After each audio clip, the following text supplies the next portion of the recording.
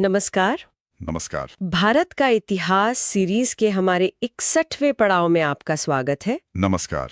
पिछली बार हमने चेर और पांड्य राजवंशों पर बात की थी और आज हम दक्षिण भारत के एक बहुत ही महत्वपूर्ण, बहुत शक्तिशाली राजवंश पर गहराई से नजर डालेंगे। हाँ, बिल्कुल। महान चोल, या जिन्हें हम शाही चोल कहते हैं। शाही चोल। आज हमारा मकसद ये है कि जो प्रतियोगी परीक्षाएं होती हैं, खासकर जिनमें एमसीक्यूज आते हैं, उनके लिए जो जरूरी फैक्ट्स हैं उनको सरल तरीके से समझें। बिल्कुल, जैसे एक टीचर क्लास में समझाता है ताकि कॉन्सेप्ट भी क्लियर हो और फैक्ट्स भी याद रह जाएं। हाँ, और एक चीज साफ कर दें, आज हम चोल प्रशासन और उनकी जो जबरदस्त नौसैनिक जीतें थी उन पर डिटेल में नहीं जा रहे हैं। नहीं, उनके लिए हम एक अलग पूरी चर्चा रखेंगे, वो अपने आप में बड़े विषय हैं। सही कहा। लेकिन उसके अलावा बाकी सब कुछ, जैसे कौन राजा हुए, उन्होंने क्या किया, समाज, धर्म, अर्थव्यवस्था कैसी थी, कला, साहित्य। हाँ, महिलाओं की स्थिति, व्यापार, सिक्के, युद्ध, पुरातात्विक स्थल, ये सब कुछ कवर करेंगे। और हमारे स्रोत भी भरोसेमंद हैं, एनसीईआरटी वगैरह शामिल हैं इसमें। ठीक है, तो चलिए इस शानदार साम्राज्य की कहानी में उतरते हैं। समय क्या था इनका? लगभग 9वीं सदी से 13वीं सदी तक। हाँ, करीब 848 ईस्वी से लेकर 1279 ईस्वी तक, मतलब लगभग 450 साल। ये जो प्राचीन संगम युग वाले चोल थे ना, हाँ। उन्हीं के उत्तराधिकारी थे ये। अच्छा, और इनका मुख्य केंद्र था तमिलनाडु में तंजावर। लेकिन इनकी ताकत सिर्फ वहीं तक नहीं थी। दक्षिण भारत, श्रीलंका, मालदीव, यहां तक कि दक्षिण पूर्व एशिया के कुछ हिस्सों तक इनका दबदबा था। बाप रे, काफी फैला हुआ था साम्राज्य। हाँ, और मशहूर थे अपनी नौसेना के लिए, कुशल प्रशासन के लिए, और वो भव्य द्रविड़ मंदिर जो उन्होंने बनवाए। बिल्कुल। तो फिर शुरू करते हैं एकदम शुरुआत से। नींव किसने रखी इस शाही चोल वंश की? देखिए, मध्यकालीन चोल वंश की नींव रखी विजयालय चोल ने। इनका समय था लगभग 848 से 871 ईस्वी। विजयालय चोल। हाँ, मजे की बात यह है कि वो शुरू में कांची के जो पल्लव राजा थे उनके सामंत थे, मतलब उनके अधीन काम करते थे। ओह, तो सामंत से शुरुआत हुई। बिल्कुल। उस समय ना थोड़ी राजनीतिक उथल-पुथल चल रही थी, तो विजयालय ने मौके का फायदा उठाया और लगभग 848 ईस्वी में मुत्तर्रयार नाम के स्थानीय सरदार थे, उनसे तंजावुर का इलाका छीन लिया। अच्छा, तंजावुर। यहीं से फिर शाही चोल वंश शुरू हुआ। हाँ, यहीं से। विजयालय खुद शिव भक्त थे। उन्होंने कुंभकोणम में नागेश्वर स्वामी मंदिर का पुनर्निर्माण भी करवाया। उनका नाम ही देखिए, विजयालय, मतलब विजय का घर। सही। तो उन्होंने पल्लवों और पांड्यों की जो पुरानी दुश्मनी थी उसका फायदा उठाया। हाँ, बिल्कुल, उसका रणनीतिक फायदा उठाया, स्थानीय लोगों से गठबंधन किया और जो पुराना चोल गौरव था उसको फिर से जगाया। कमाल है, एक सामंत से साम्राज्य के संस्थापक तक का सफर। अच्छा, विजयालय के बाद कौन आया? किसने इस नींव पर इमारत खड़ी की? प्रमुख शासकों की बात करें तो लिस्ट तो लंबी होगी शायद। हाँ, लिस्ट तो काफी लंबी है, पर हम कुछ मुख्य शासकों और उनके समय की खास बातों पर ध्यान देंगे। इससे ना चोल शक्ति कैसे बढ़ी, कैसे शिखर पर पहुंची और फिर कैसे ढलान आई, ये समझ आएगा। ठीक है। तो विजयालय के बाद उनके बेटे आए आदित्य प्रथम, लगभग 871 से 907 ईस्वी तक। आदित्य प्रथम। इन्होंने पल्लवों के खिलाफ विस्तार जारी रखा और एक बड़ी लड़ाई हुई, तिरुपुरम्बियम की लड़ाई 885 ईस्वी में। उसमें उन्होंने पल्लव राजा अपराजित को हरा दिया। इसके बाद पल्लव शक्ति लगभग खत्म हो गई। ओह, तो पल्लवों का अंत इनके हाथों हुआ। हाँ, काफी हद तक। और कहते हैं कि शिव भक्ति में उन्होंने कावेरी नदी के किनारे 108 शिव मंदिर बनवाए। 108, ये तो बहुत बड़ी बात है। धर्म और राज्य काफी जुड़े हुए थे मतलब। बिल्कुल। आदित्य प्रथम के बाद आए परांतक प्रथम, लगभग 907 से 955 ईस्वी। परांतक प्रथम। इन्होंने दक्षिण में पांड्यों की राजधानी थी मदुरै, उस पर कब्जा कर लिया 910 ईस्वी में, और उपाधि धारण की मदुरै कोंडा। मदुरै कोंडा मतलब मदुरै का विजेता। बिल्कुल, ये एक बहुत बड़ी जीत थी। लेकिन उनको उत्तर में राष्ट्रकूट राजा थे कृष्ण तृतीय। उनसे तक्कोलम की लड़ाई में 949 ईस्वी में बुरी तरह हारना पड़ा। अच्छा, तो जीत भी मिली और हार भी। ये हार बड़ी थी क्या? हाँ, ये हार चोलों के लिए एक बड़ा झटका थी। उनका जो विस्तार चल रहा था उस पर कुछ समय के लिए ब्रेक लग गया। पर उन्होंने एक अच्छा काम ये किया कि वीरनारायणम झील जैसे जो सिंचाई के साधन थे उनका पुनर्निर्माण करवाया। इससे खेती को फायदा हुआ। यानी हार के बाद भी जनहित के काम जारी रखे। इसके बाद क्या हुआ? चोल शक्ति कमजोर पड़ गई थी क्या? देखिए, तक्कोलम की हार के बाद थोड़ी अस्थिरता तो आई। गंधारादित्य, अरिंजय, फिर सुंदर चोल यानी परांतक द्वितीय, इन्होंने स्थिति संभालने की कोशिश की। सुंदर चोल? हाँ, सुंदर चोल लगभग 958-973 ईस्वी ने राष्ट्रकूटों से इलाके वापस लेने और पांड्यों से लड़ने की कोशिश की, पर मुश्किलें बनी रहीं। इनके बाद इनके भाई उत्तम चोल राजा बने, लगभग 973-985 ईस्वी। हाँ, इन पर थोड़ा विवाद भी है। कहते हैं कि अपने भतीजे आदित्य द्वितीय की हत्या में शायद इनका हाथ था। लेकिन इसी दौर में एक बहुत महत्वपूर्ण महिला थीं, उत्तम चोल की चाची, सेम्बियन महादेवी। सेम्बियन महादेवी? हाँ, वो कला और धर्म की महान संरक्षक थीं। उन्होंने कई पुराने ईंटों के बने मंदिरों को पत्थर से दोबारा बनवाया। ये एक बेहतरीन उदाहरण है कि कैसे शाही महिलाएं भी योगदान दे रही थीं। वाह, ये दिलचस्प है। और फिर आते हैं वो शासक जिनका नाम सुनते ही चोल साम्राज्य याद आता है, राजराज प्रथम। सही कहा ना? बिल्कुल, राजराज प्रथम, जिनका असली नाम अरुल मोड़ीवर्मन था, लगभग 985 से 1014 ईस्वी। इनके समय में चोल साम्राज्य अपने शिखर की तरफ बढ़ने लगा। हाँ, इनके बारे में तो बहुत सुना है। वो एक महान विजेता थे, बहुत कुशल प्रशासक और कला के अद्भुत संरक्षक। उन्होंने चेरों को कंदलूर सलाई में हराया, पांड्यों और पश्चिमी गंगों को हराया, उत्तरी श्रीलंका जीत लिया 993 ईस्वी में और उसका नाम रखा मुम्मुडी चोल मंडलम। मुम्मुडी चोल मंडलम। हाँ, और मालदीव पर भी अपना असर जमाया। और सबसे बढ़कर उन्होंने तंजावुर में वो विशाल भव्य बृहदेश्वर मंदिर बनवाया। 1010 ईस्वी में वो पूरा हुआ। आज यूनेस्को वर्ल्ड हेरिटेज साइट है वो। हाँ, वो मंदिर तो लाजवाब है, चौल वास्तुकला का प्रतीक। बिल्कुल। और उन्होंने प्रशासन में भी बड़े काम किए। 1000 ईस्वी में पूरे साम्राज्य का एक बड़ा भूमि सर्वेक्षण करवाया ताकि राजस्व का सही पता चल सके। अच्छा, लैंड सर्वे उस जमाने में? हाँ, उनकी उपाधियां भी देखिए। मुम्मुडी चोल मतलब 3 मुकुटों का स्वामी, चेर, चोल, पांड्य तीनों पर विजय का प्रतीक। और एक और बड़ा काम किया उन्होंने। शैव संत थे नंबी अंडार नंबी, उनकी मदद से जो पवित्र तेवरम भजन थे ना, उनका संकलन करवाया। तेवरम भजन? हाँ, ये तमिल भक्ति साहित्य के लिए मील का पत्थर है। और उन्होंने अपने शिलालेखों में मेईकिरत्ती लिखवाने की शुरुआत की। मेईकिरत्ती, ये क्या होता है? ये एक तरह की ऐतिहासिक प्रस्तावना होती थी जिसमें राजा की उपलब्धियों का ब्यौरा होता था। इससे हमें उनके शासन के बारे में बहुत जानकारी मिलती है। वाह, राजराज प्रथम ने तो सच में साम्राज्य को नई ऊंचाई दी। अब उनके बेटे राजेंद्र प्रथम, कहते वो तो अपने पिता से भी एक कदम आगे थे। हाँ, राजेंद्र प्रथम लगभग 1014 से 1044 ईस्वी। इन्होंने चोल साम्राज्य को उसके अब तक के सबसे बड़े विस्तार तक पहुंचाया। सच में पिता के योग्य पुत्र साबित हुए वो। क्या किया उन्होंने ऐसा? उनका सबसे हिम्मत वाला काम था उत्तर भारत में गंगा नदी तक सफल सैनिक अभियान, करीब 1017 ईस्वी में। गंगा नदी तक दक्षिण से? हाँ, और इस जीत की याद में उन्होंने उपाधि ली गंगेकोंडा, यानी गंगा का विजेता। और इसी नाम से एक नई राजधानी बसाई, गंगेकोंडा चोलपुरम। गंगेकोंडा चोलपुरम? बिल्कुल। और वहां भी बृहदेश्वर मंदिर जैसा ही एक विशाल शिव मंदिर बनवाया, वो भी यूनेस्को साइट है आज। और एक बहुत बड़ा तालाब खुदवाया, चोल गंगम, जिसे कहते थे गंगा का जल रखने वाला। कमाल है। और वो नौसैनिक अभियान या मलेशिया के इलाके में उसके खिलाफ अभियान भेजा 1025 ईस्वी में। श्री विजय के खिलाफ? उस जमाने में इतनी दूर? हाँ, शायद वहां उनका नियंत्रण ज्यादा दिन नहीं रहा, पर यह उस समय की चोल नौसेना की ताकत का जबरदस्त प्रदर्शन था। अविश्वसनीय। गंगा तक जमीन पर और समुद्र में श्री विजय तक। क्या ये शिखर हमेशा बना रहा या फिर चुनौतियां आई? देखिए, शिखर के बाद चुनौतियां तो आती ही हैं।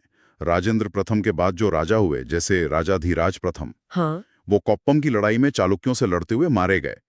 फिर राजेंद्र द्वितीय, जिन्होंने युद्ध के मैदान में ही अपना राज्याभिषेक कर लिया, वीर राजेंद्र, इन सबको लगातार पश्चिमी चालुक्यों और दूसरी ताकतों से जूझना पड़ा। मतलब संघर्ष चलता रहा। हाँ, फिर राजेंद्र की हत्या हो गई और सिंहासन एक नई शाखा के पास चला गया। पूर्वी चालुक्य वंश के राजकुमार थे कुलुतुंग प्रथम। वो राजा बने लगभग 1070 ईस्वी में। वो तो मतलब वंश बदल गया एक तरह से। फिर क्या हुआ? हाँ, कह सकते हैं कि दोनों वंश मिल गए। कुलोतुंग प्रथम का शासनकाल काफी लंबा और महत्वपूर्ण रहा, करीब 1122 ईस्वी तक। हालांकि उनके समय में श्रीलंका पर चोलों का कब्जा खत्म हो गया, अच्छा। लेकिन उन्होंने प्रशासन पर ध्यान दिया, सुधार किए, व्यापार को बहुत बढ़ावा दिया, कई तरह की चुंगियां मतलब टोल टैक्स हटा दिए। इसीलिए उन्हें सुंगम तविर्त भी कहा गया। सुंगम तविर्त यानी कर हटाने वाला। हाँ, और 1086 ईस्वी में उन्होंने फिर से भूमि सर्वेक्षण करवाया, कलिंग यानी आज के उड़ीसा पर भी जीत हासिल की। इसका जिक्र एक मशहूर तमिल काव्य कलिंगत्तु पराणी में मिलता है। कलिंगत्तु परानी। और एक और खास बात, उन्होंने 1077 ईस्वी में चीन में जो सोंग राजवंश था उसके दरबार में एक बहुत बड़ा व्यापारिक डेलीगेशन भेजा। चीन तक, मतलब व्यापार पर काफी फोकस था इनका। बिल्कुल। ऐसा लगता है कि फोकस अब थोड़ा बदला, सैन्य विस्तार से हटकर प्रशासन और व्यापार पर ज्यादा ध्यान दिया गया। तो क्या बाद के शासक भी इसी राह पर चले? कुछ हद तक हाँ। विक्रम चोल, कुलोतुंग द्वितीय, राजराज द्वितीय, राजाधिराज द्वितीय और कुलोतुंग तृतीय जैसे शासकों ने साम्राज्य को संभाले रखने की कोशिश की। मंदिर वगैरह बनवाते रहे। जैसे राजराज द्वितीय ने दारासुरम में ऐरावतेश्वर मंदिर बनवाया और कुलोतुंग तृतीय ने त्रिभुवनम में कंपहरेश्वर मंदिर। ये दोनों भी यूनेस्को साइट्स हैं आज। अच्छा। कुछ लड़ाइयां भी जीती, जैसे कुलोतुंग तृतीय ने पांड्यों को हराया, लेकिन धीरे धीरे ना अंदरूनी झगड़े बढ़ने लगे और बाहर की ताकतें, खासकर दक्षिण में पांड्य और दक्कन में होयसल, ज्यादा मजबूत होने लगी। इससे चोल शक्ति कमजोर होती गई।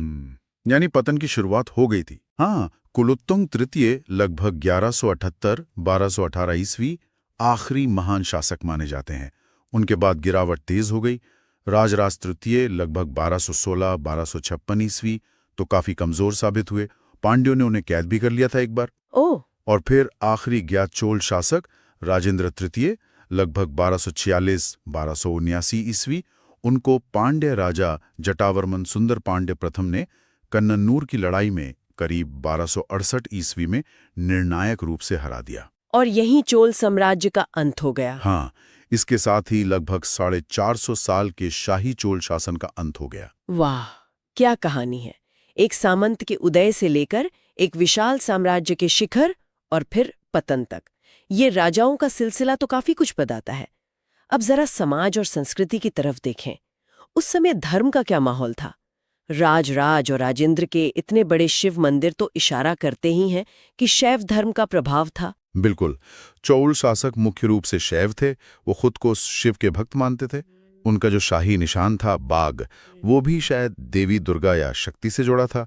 बृहदीश्वर, गंगेकोंडा चोलपुरम जैसे विशाल शिव मंदिर तो हैं ही इसके प्रमाण। लेकिन क्या वो दूसरे धर्मों को भी मानते थे? हाँ, ये खास बात है कि वो धार्मिक रूप से सहिष्णु थे।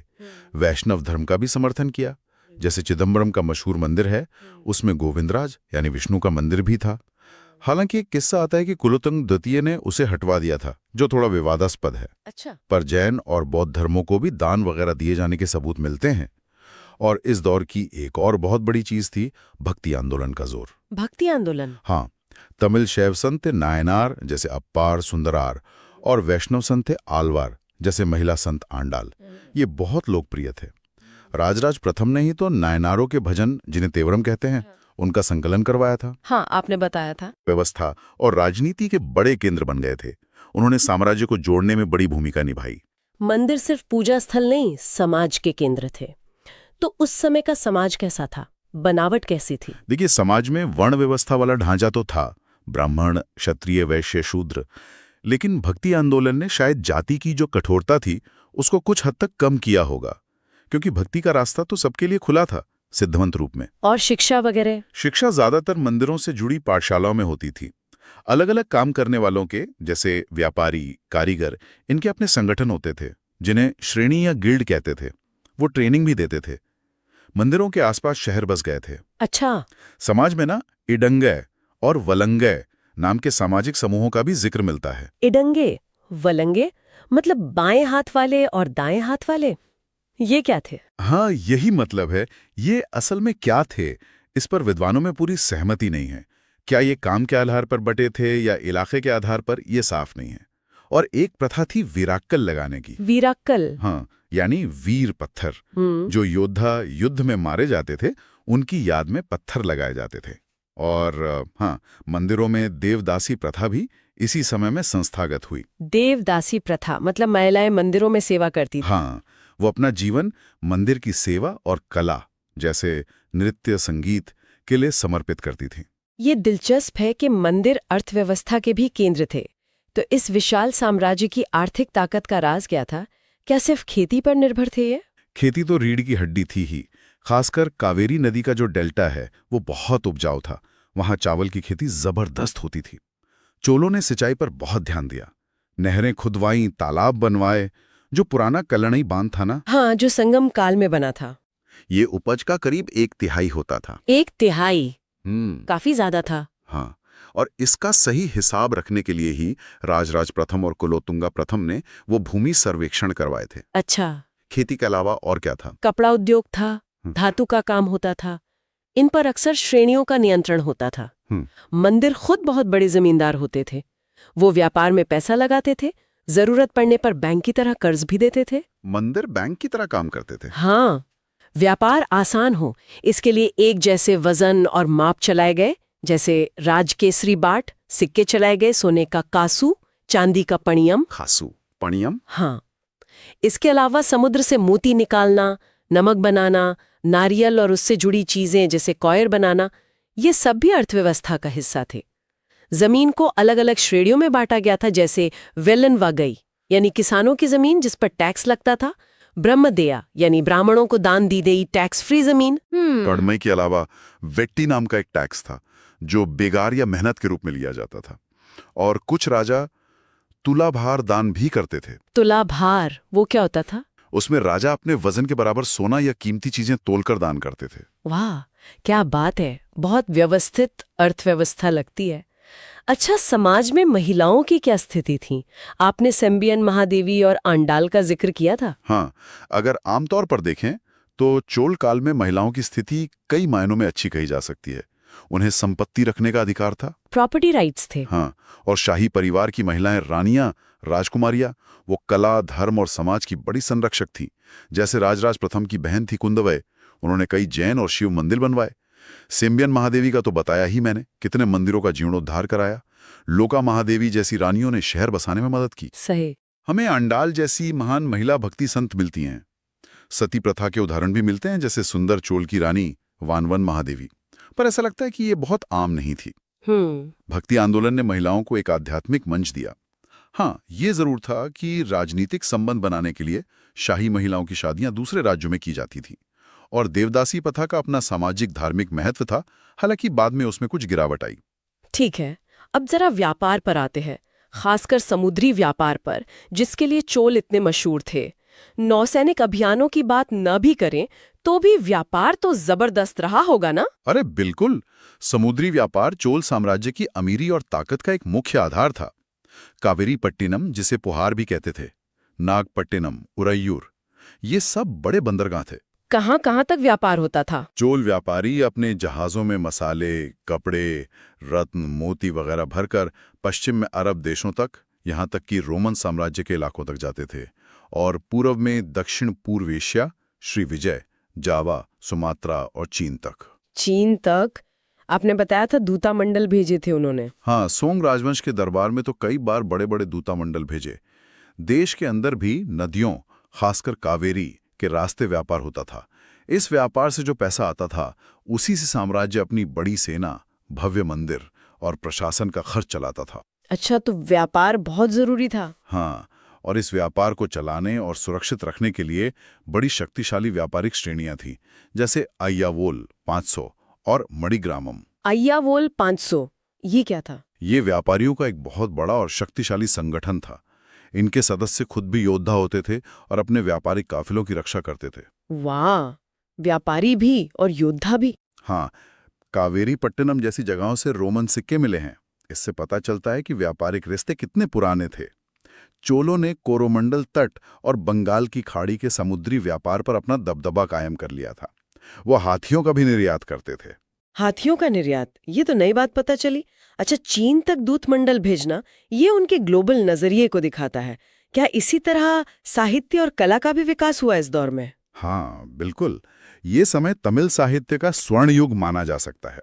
भक्ति साहित्य तो अपने चरम पर था ही। नायनारों के तेवरम भजन, आलवारों के दिव्य प्रबंधम। फिर 12वीं सदी में सक्कीशार ने लिखा पेरिय पुराणम। पेरिया पुराणम, इसमें क्या है? इसमें 63 नायनार शैव संतों की जीवनियां हैं। बहुत महत्वपूर्ण ग्रंथ है। इसी समय के आसपास महान कवि कंबन ने तमिल में रामावतारम यानी कंब रामायण लिखी। कंब रामायण, ये तो बहुत प्रसिद्ध है।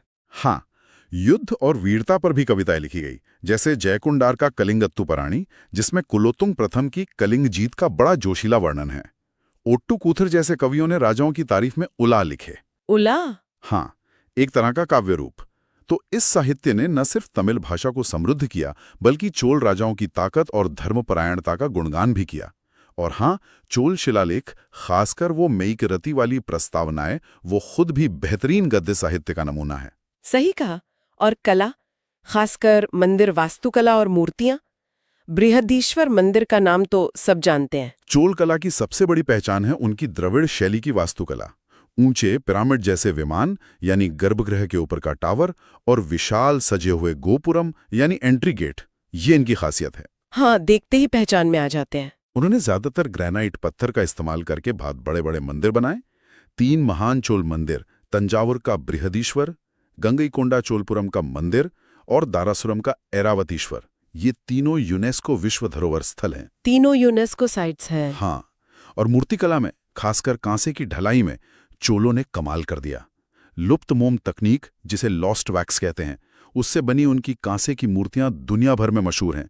और उनमें सबसे प्रसिद्ध है नटराज की मूर्ति। नटराज, नृत्य करते हुए शिव जी की मूर्ति। बिल्कुल, वो आज भारतीय कला का प्रतीक बन चुकी है। मंदिरों की दीवारों पर सुंदर भित्ति चित्र यानी फ्रेस्कोज भी मिलते हैं। जैसे तंजावुर में मंदिरों में बड़े बड़े खम्भों वाले हॉल होते थे, मंडप। और क्या इस कला का असर कहीं और भी पड़ा? हाँ, चोल कला और वास्तुकला का प्रभाव दक्षिण पूर्व एशिया, खासकर कंबोडिया की खमेर वास्तुकला और श्रीलंका के पोलोनारुआ में साफ दिखा जा सकता है। क्या कुछ और पता चलता है? मुख्य जगह तो यही 3 यूनेस्को मंदिर हैं, तंजावुर, गंगईकोंडा चोलापुरम और दारासुरम। इनके अलावा पुरानी राजधानी उरैयूर, जो तिरुचिरापल्ली के पास है, और पुराना बंदरगाह कावेरीपट्टिनम यानी पुहार, ये भी महत्वपूर्ण है। लेकिन चोल इतिहास को जानने का सबसे बड़ा खजाना है उनके हजारों शिलालेख। हजारों? कितने होंगे? 10,000 से भी ज्यादा शिलालेख मिले हैं। ज्यादातर तमिल भाषा और लिपि में है, कुछ संस्कृत और ग्रंथ लिपि में भी हैं। ये मंदिरों की दीवारों पर, खंभों पर, तांबे की प्लेटों पर खुदे हुए हैं। 10,000? बाप रे! हाँ, इनमें उत्तर मेरु शिलालेख बहुत मशहूर है। वो परांतक प्रथम के समय का है। उसमें ना गांव की सभाओं की चुनाव की एक प्रणाली, कुड़वोलाई, उसका वर्णन है। कुड़वोलाई, पर्ची सिस्टम से चुनाव। हाँ, कुछ वैसा ही। तंजावुर मंदिर के शिलालेखों में राजराज प्रथम की वंशावली, उनकी जीत, मंदिर कैसे बना, किसने क्या दान दिया, जमीन का हिसाब किताब, सब कुछ लिखा है। ये शिलालेख सिर्फ राजाओं की बड़ाई नहीं करते, बल्कि उस समय के समाज, अर्थव्यवस्था, धर्म, प्रशासन, लोगों के नाम, टैक्स सिस्टम, जमीन के प्रकार, मतलब जिंदगी के हर पहलू पर रोशनी डालते हैं। मेकीरत्ती तो राजा की उपलब्धियों का पूरा कच्चा चिट्ठा होती थी। सच में खजाना है तो। अच्छा, क्या उनके अपने सिक्के भी थे? हाँ, बिल्कुल थे। सोने के सिक्के कहलाते थे कासू, चांदी के सिक्के भी थे, पणियम। कासू और पड़ियम, इन पर क्या बना होता था? आमतौर पर चोलों का शाही निशान, बाघ। कभी कभी जिन राज्यों को हराया उनके निशान भी, जैसे पांड्यों की मछली और चेरों का धनुष, बाघ के साथ दिखा देते थे। कुछ सिक्कों पर हाथी भी मिलता है। सिक्कों पर तमिल लिपि में राजा का नाम या उपाधि लिखी होती थी। अच्छा। ये जो एक जैसे सिक्के थे, इनसे व्यापार में बड़ी आसानी होती थी। और चोल सिक्के श्रीलंका और दक्षिण पूर्व एशिया में भी मिले हैं। इससे उनके व्यापार और असर का पता चलता है। और आखिर में युद्ध और संधियां। जाहिर है, इतना बड़ा साम्राज्य था तो लड़ाइयां तो बहुत हुई होंगी। अरे निश्चित रूप से, चोलों का इतिहास तो लगातार युद्धों का इतिहास है। उन्होंने अपने सभी पड़ोसियों से लड़ाई की। पल्लव, पांड्या, चेर, राष्ट्रकूट, पश्चिमी चालुक्य, पूर्वी चालुक्य, श्रीलंका पर कब्जा किया, मालदीव तक असर बढ़ाया। राजेंद्र प्रथम ने तो गंगा घाटी और श्री विजय तक धूम मचा दी। इन युद्धों का मकसद क्या था? मकसद था साम्राज्य का विस्तार करना, जरूरी संसाधनों पर कब्जा करना और व्यापार के रास्ते सुरक्षित रखना। इन युद्धों ने चोल ताकत को बढ़ाया, लेकिन लगातार लड़ाइयों ने साम्राज्य को अंदर से कमजोर भी किया, खासकर जब पांड्य जैसी ताकतें फिर से उठ खड़ी हुईं। तो सिर्फ युद्ध ही नहीं, संधियां भी होती होंगी। हाँ, कूटनीति भी चलती थी। जैसे वीर राजेंद्र ने अपनी बेटी की शादी चालुक्य राजकुमार विक्रमादित्य षष्टम से की थी। ये एक महत्वपूर्ण संधि थी। शिलालेखों और साहित्य में 100 से ज्यादा लड़ाइयों का जिक्र मिलता है। 100 से ज्यादा? बहुत खूब।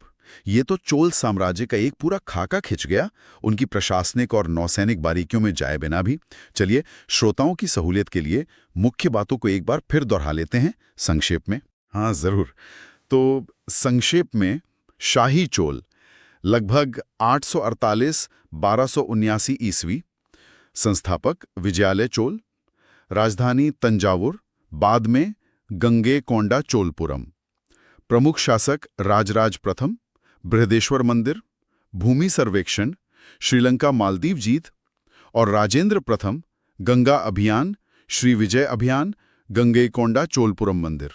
पतन, अंतिम शासक राजेंद्र तृतीय 1279 ईस्वी, पांड्यों से हार गए। धर्म मुख्य रूप से शैव, पर वैष्णव धर्म का भी समर्थन। धार्मिक सहिष्णुता, भक्ति आंदोलन, नायनार आलवार का जबरदस्त प्रभाव मंदिर जीवन के केंद्र थे। समाज, वर्ण व्यवस्था थी पर भक्ति आंदोलन का असर था। इडंगय वलंगय जैसे समूह थे। देवदासी प्रथा थी। अर्थव्यवस्था, मजबूत खेती, कावेरी डेल्टा सिंचाई, बहुत सक्रिय समुद्री और आंतरिक व्यापार, व्यापारिक श्रेणियां जैसे अय्यावोल 500, मानकीकृत सिक्के, कासू। महिलाएं, संपत्ति का अधिकार था। शाही महिलाएं बड़ी संरक्षक थी, कुंदवई, सेम्बियन महादेवी। भक्ति संत आंडाल हुई। संस्कृति, अद्भुत द्रविड़ वास्तुकला, विमान, गोपुरम तंजावुर, गंगैकोंडा चोलपुरम, दारासुरम। बेहतरीन कांसे की मूर्तियां, खासकर नटराज। तमिल साहित्य का स्वर्ण युग, तेवरम, पेरिय पुराणम, कंबरामायण, कलिंगत्तु पराणी, विरासत, भव्य मंदिर, कांसे की कला, हजारों शिलालेख, दक्षिण पूर्व एशिया पर प्रभाव और उनका शाही निशान बाघ। वाकई एक अद्भुत साम्राज्य और उसकी कहानी। ये स्रोत, जिनमें एनसीईआरटी भी शामिल है, सच में एक जीती जागती तस्वीर पेश करते हैं। प्रशासन और नौसेना पर तो हम आगे बात करेंगे ही। निश्चित रूप से। चोल दक्षिण भारतीय इतिहास के एक शिखर का प्रतिनिधित्व करते हैं, जहां सैनिक ताकत और सांस्कृतिक उपलब्धियों का एक अनूठा मेल देखने को मिलता है। श्रोताओं के लिए एक विचार छोड़ते हैं सोचने को। हाँ, चोलों ने जिस तरह मंदिरों को अर्थव्यवस्था और सामाजिक राजनीतिक जीवन का केंद्र बनाया, उस मॉडल ने उनके जाने के बाद भी लंबे समय तक दक्षिण भारत के विकास के रास्ते को कैसे प्रभावित किया होगा। सोचने के लिए ये एक बेहतरीन सवाल है। और अगर श्रोता भारतीय इतिहास को इसी तरह गहराई से समझना चाहते हैं तो हमारी भारत का इतिहास सीरीज की प्लेलिस्ट जरूर देखें। ये इतिहास पर एक मजबूत पकड़ बनाने में काफी मददगार साबित होगी। बिल्कुल। और अगर आज की ये चर्चा उपयोगी लगी तो प्लीज इसे शेयर करें और ऐसे ही और विश्लेषणों के लिए सब्सक्राइब करें, एक कमेंट छोड़ें और इसे लाइक करें। इससे दूसरों को भी ये जानकारी खोजने में मदद मिलती है। इस चर्चा में शामिल होने के लिए धन्यवाद। धन्यवाद।